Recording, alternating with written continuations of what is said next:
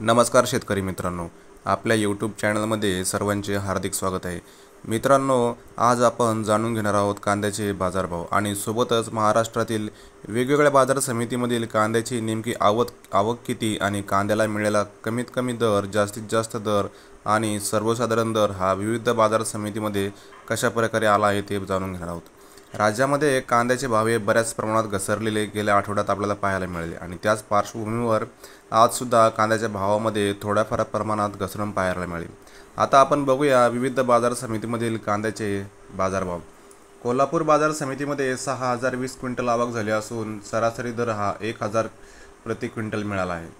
अकोला येथे 382 क्विंटल आवक झाली असून सरासरी दर हा 900 इतका मिळाला आहे.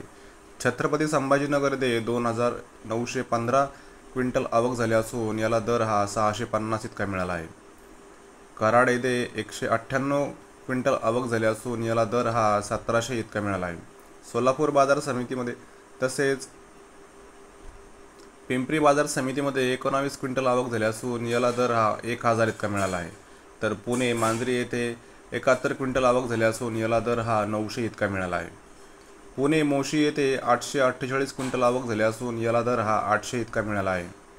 तर बारामती येथे 790 क्विंटल आवक झाली असून याला दर हा 1,050 इतका मिळाला आहे. शेतकरी मित्रांनो, हा व्हिडिओ आवडल्यास शेअर करा.